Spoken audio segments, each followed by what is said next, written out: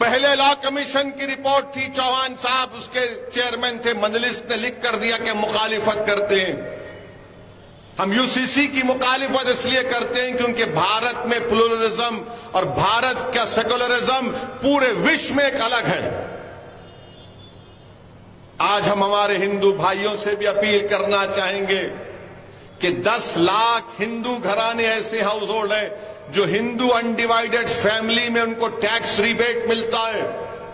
2015-16 के income tax कर data बताता है कि 3000 करोड़ आपको टैक्स रिबेट मिला।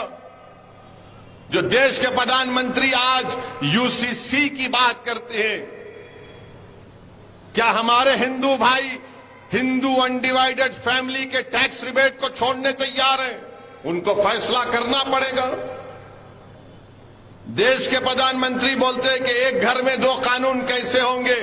देश के प्रधानमंत्री आपको जो लिखकर दे देते हैं आप पढ़ देते हैं। मैं जानता हूं कि आप बहुत पढ़े लिखे हैं, इस पर कोई इनकार नहीं है।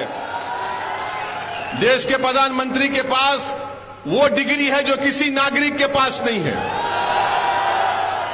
देश के प्रधानमंत्री के पास एंटायर पॉलिटिकल साइंस की डिग्री है। तो देश के प्रधानमंत्री को हम बताना चाह रहे हैं कि एक घर में 2 कानून, तो संविधान में कंकरेंट लिस्ट क्या है, यूनियन लिस्ट क्या है, स्टेट लिस्ट क्या है? प्रधानमंत्री अगर आप देख लेते तो मालूम होता। नहीं, एक घर में 2 कानून कैसे चलेंगे? प्रधानमंत्री union list, state list, concurrent list. प्रधानमंत्री को सिर्फ 44 से मोहब्बत है। प्रधानमंत्री ये जानते नहीं है या नहीं जानते नहीं मालूम कि डायरेक्टिव प्रिंसिपल 19 है और उस 19 में शेल एंडेवर का वर्ड सिर्फ यहां पर इस्तेमाल हुआ। एंडेवर के माने क्या है अंग्रेजी में? कि कोशिश करो। यहां पर प्रधानमंत्री वो भी उसको चाप लेते हैं। डायरेक्टिव प्रिंसिपल में शराब का पाबंदी आयत की बात की गई। बंद कर दो शराब। जितने जयपुर में शराब की दुकानें हैं पूरे बंद कर दो। जितने दिल्ली में मुंबई में है पूरे बंद कर दो। अच्छा, नहीं बंद कर सकते तो ये कह दो कि जुमा और हफ्ते के दिन बंद करेंगे।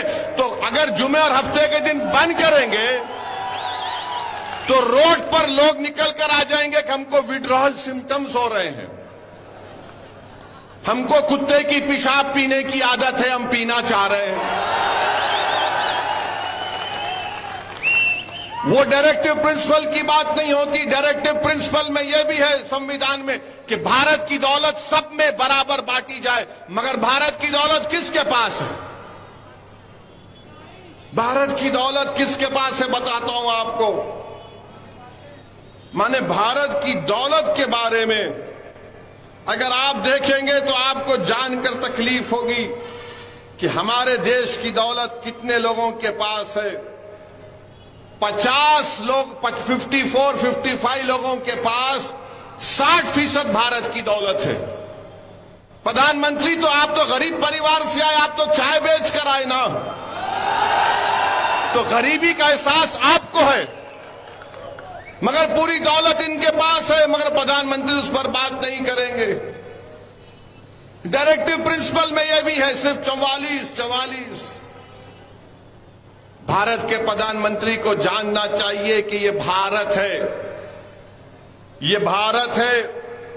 यहां पर प्रधानमंत्री बात करते समानता के लिए।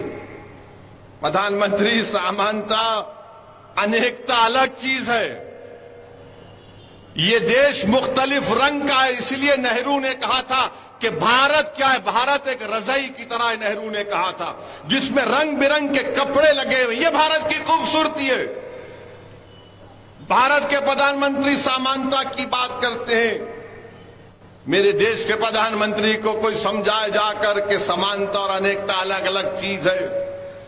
भारत के प्रधानमंत्री को समझना चाहिए कि नॉर्थ ईस्ट में संगमा चीफ मिनिस्टर हैं मेघालय के, उन्होंने तनकीद की बीजेपी के साथ हैं कि इस देश में यूनिफॉर्म सिविल कोड लाया जाएगा तो मेघालय, नागालैंड, नॉर्थ ईस्ट में लोग रोड पर निकल कर आ जाएंगे। आसाम में, नॉर्थ ईस्ट में आप बीजेपी आरएसएस से पूछो कि मुसलमान एक से ज्यादा शादी करता। अरे रिकॉर्ड है तो बताओ, बताओ रिकॉर्ड है तो कि हम कितनी शादियां करते हैं और हमारे हिंदू भाई कितनी दूसरी शादियां करते हैं। सिर्फ 0.6% का फर्क है जो लास्ट डेटा बनाया गया था, एक शादी से ज्यादा का। मगर बीजेपी के पास नहीं, बोल दिया इनको कि मुसलमान बहुत। अरे कहां है डेटा बताओ। नॉर्थ ईस्ट में पॉलीगैमी नहीं, पॉलीएंड्री भी होती है। पॉलीएंड्री का मतलब क्या है कि एक खातून कई मर्दों से शादी करती है। खत्म करेंगे बीजेपी आरएसएस वाले पॉलीएंड्री को।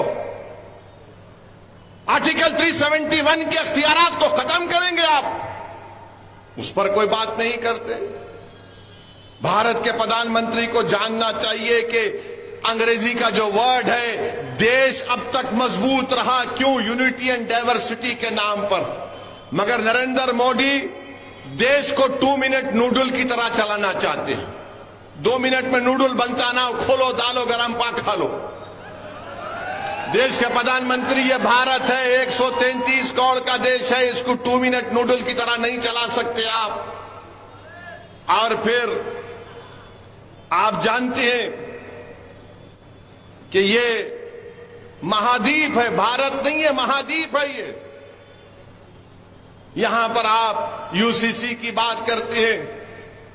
क्या ये बात सच नहीं है कि जमींदारी अबॉलिशन हो गया, मगर हमारे हिंदू बेटियों को एग्रीकल्चर लैंड नहीं दिया जाता, उसका प्रोटेक्शन संविधान के 6 शेड्यूल में डाल दिया गया? निकालेंगे क्या उसको? आप बताइए हमको। भारत के प्रधानमंत्री कहते हैं एक घर में 2 कानून क्यों? तो भारत के प्रधानमंत्री, मैं आपको चैलेंज कर रहा हूं, ये 20 तारीख को जो पार्लियामेंट आ रहा है, आप एक कानून बना दो कि जितने इंडस्ट्रियलिस्ट हैं, चाहे बड़े बड़े हों, वो अगर उनमें बिजनेस का कोई कॉन्फ्लिक्ट होगा, कोई झगड़ा होगा, तो वो अपना झगड़ा भारत के कानून के तहत हल करेंगे, ना कि सिंगापुर में आर्बिट्रेशन को जाएंगे। बड़ी बड़ी कंपनियां जो करोड़ों रुपया का कॉन्ट्रैक्ट करती हैं, अरबों रुपये का, अगर उनमें इख्तलाफ या झगड़ा होता है तो सिंगापुर के आर्बिट्रेशन को मानते, भारत के कानून को नहीं मानते। बताइए प्रधानमंत्री, देशभक्ति कहां चले गई? देशभक्ति कहां चले गई आपकी? आर्बिट्रेशन सिंगापुर का होगा, देश का नहीं हो सकता क्या? आप बैन लगा दीजिए, सिंगापुर का आर्बिट्रेशन नहीं, देश का होगा। आप बताइए मेरे अजीज दोस्तों और बुजुर्गों, यूसीसी क्यों लाना चाहती हैं? यूसीसी क्यों लाना चाहती हैं? आज हम जब बात किए, हम इसके खिलाफ हैं, तो बीजेपी के चीफ मिनिस्टर बोल दिए ओवैसी जिन्ना की जहनियत का है।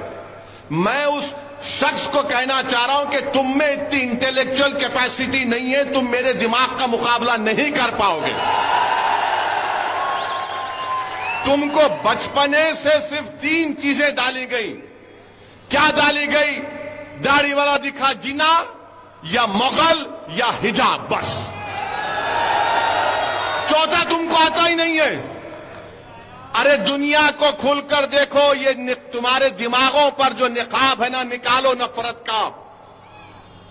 75 साल की आजादी का अमृत उत्सव मना रहे हैं, मुसलमान दिखते कि जिन्नावादी है, तुम क्या गोडसेवादी हो?